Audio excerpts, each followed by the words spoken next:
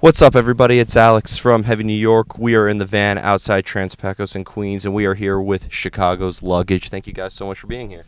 Thanks for having us. Thank you. Yeah, it's so awesome to have you here. Your newest album is Shift, as you were telling me. Do you just want to give like a rundown on how the making of this record was, the recording, mixing, all that fun stuff? Who wants to go first?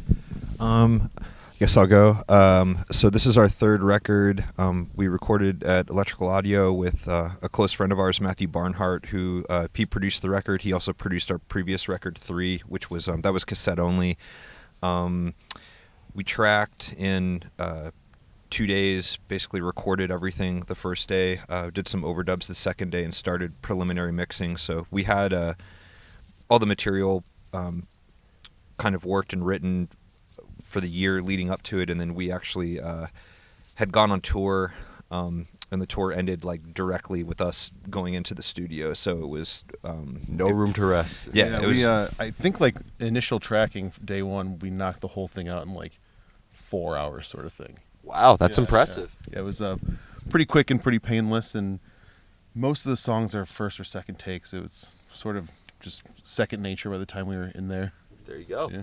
One thing is, was this like conceptually just like a direct follow-up to 3, or do you think that this like record was like a new approach and like a new start? I feel like it was a new approach, really. Like we kind of try to strip it down as much as possible, get to the bare bones of everything, no fluff, very focused, you know. I would call it more, just a progression on the strongest points we thought had happened in the previous record, and taking those and kind of isolating them and using those as the building blocks for the things that we did moving forward. Yeah.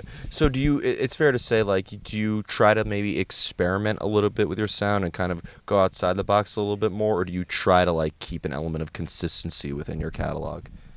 I think it's more taking what's there and kind of reducing it. I feel like every album progressively there are fewer and fewer elements, but what those elements are, we try to kind of further put under a microscope. So I guess I wouldn't say that there's more experimentation, but kind of just continuously withering away at like what we can do with just bass, guitar, and drums. I guess for us at this point, a lot of that has to do with just syncopation, like interaction between the three of us, with overtones, working out kind of melodic things or dissonant things that MJ and I are doing. I know Luca's always trying to kind of reduce his parts even further without, I'm playing nothing, I guess, but Just focusing on bass and drums, kind of like what the guys in a big business do or something like that. Yeah. That's a very a pretty impressive band to watch. I think we're pretty on the other spectrum of loud music, though. Yeah, of course, definitely. Well, I always thought like I can't on the periodic table of metal subgenres that we all know and love. Like I almost feel like you don't really like.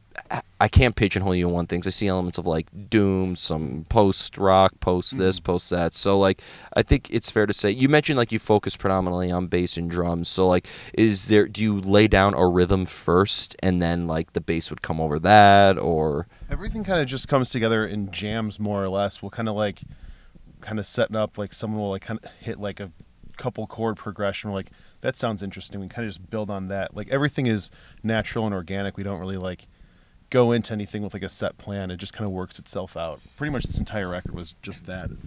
yeah, I'd say it's more like parts oriented, or kind of just the three of us. Normally it's pretty rare that one of us comes in with just a straightaway structure for a song, or even if it is a sketch, a general idea. Once all of us start playing, I think that it changes into whatever it's going to, and then it's kind of like, okay, well, here's this, and then we'll just record it on a phone or something like that. Like, here's this like little module that will kick around for a while, and then sometimes it'll marry up with another thing we've been working on, so on. Mm-hmm.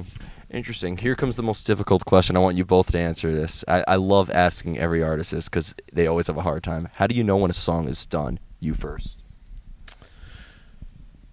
Dave Barry once said that how do you know your work is done as a writer? And he said your nipples get hard. It's not quite like that, but it's a very special, warm feeling, like in your head, where you're like, this is complete. We have reached. You just know. It's like it's instinctual. It's deep down. I'm gonna have a lot of fun rewatching this and hearing you say that over and over and over again. It's out there. It's out there forever now. I learned that in college. I'm gonna put a boost on this interview on Facebook. 100%. Yeah, I had a college professor say that, so it's like an academic quote, right? I went to art school, so I've heard stranger things. Yeah. I would say that's actually a pretty. I think for us, it's a really easy, like, organic thing. If it feels.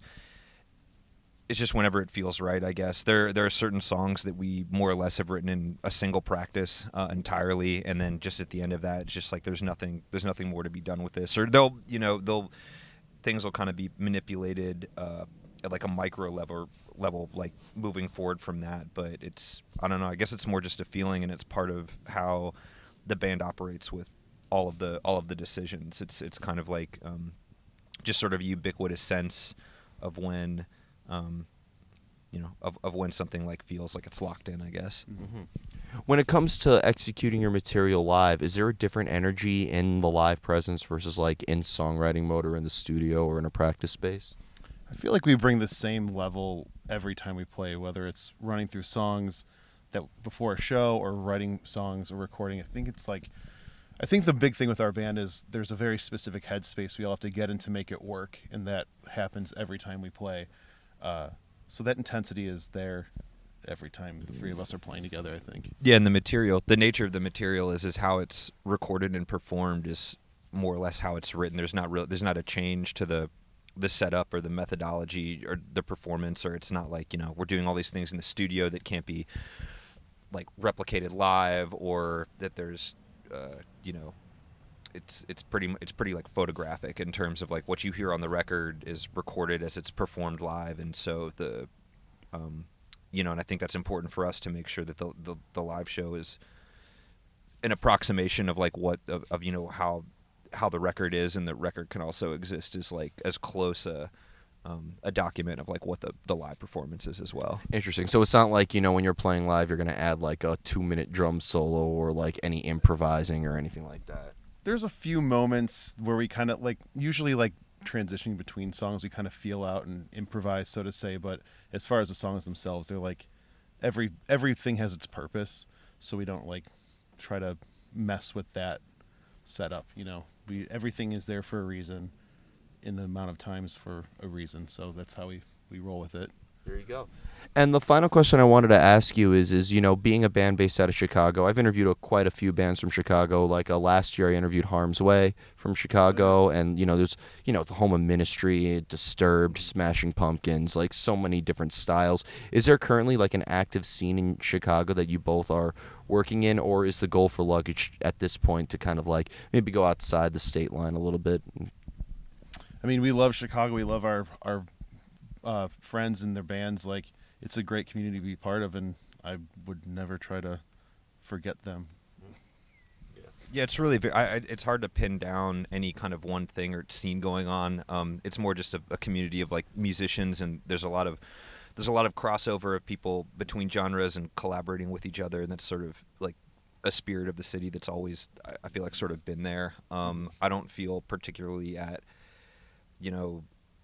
like we or anybody else we know, or other bands or artists that we perform with really like align themselves with a particular scene or like genre. Really, it's more just like a community of friends. Yeah. Well, it seems like, because like here in New York, like we have a great scene and everything, but like people in metal will immediately assume New York with hardcore. Like Portland at this point, I'm calling it the doom capital. I feel like there's there's a lot of great music coming out of Chicago, but there's death metal bands, there's prog, there's industrial. It seems like you guys aren't really pigeonholed in a category. Yeah, I guess like the 90s, like Chicago was the home of like Touch and Go, which was such like an amazing like scene of musicians then, like Jesus Lizard and Shellac and Tar and bands like that. And I think a lot of that stuff isn't like a huge chunk of Chicago sound right now, and that's largely what we're pulling from. So, I mean, I guess you couldn't really put us in a specific scene in Chicago, but that's what we're kind of honoring the Chicago legacy and the sound in a way, I think. Yeah, and I've noticed like a lot of bands like I've interviewed bands from like Wisconsin before or like your or Iowa or like your neighbors and they'd be like, "Oh yeah, Chicago's really like we consider Chicago to be our real home turf." in a Hmm. way. Yeah, I mean, it's like a great place to play, a great place to hang with people. Like there's a reason that people keep coming back. There you go. So before we go, I want to thank you so much for your time today. Is there just anything else with this brand new record out that you would like to promote in terms of some tours or even maybe some new music following up Shift? Oh, I mean, new music. That's I guess the new plan is when New Year start hammering in some new tunes. So eventually those will be out there, but we'll be playing around. Yeah, we're in the midst Yeah. of like kind of the tail end of a small like winter run right now since the record just came out. But in the spring, we're going to be heading out again, looking at some other bands to like possibly link up with. But I would just encourage everybody to just to check out the record. We're really really proud of it. It's called Shift. It's on Corpse Flower Records out of Ferndale, Michigan, and it's out there. So Awesome. yeah, Well, thank you guys so much. Thank you. thanks. Everybody, we are here with Luggage. Be sure to pick up Shift if you haven't already. This is Alex from Heavy New York. We'll see you next time.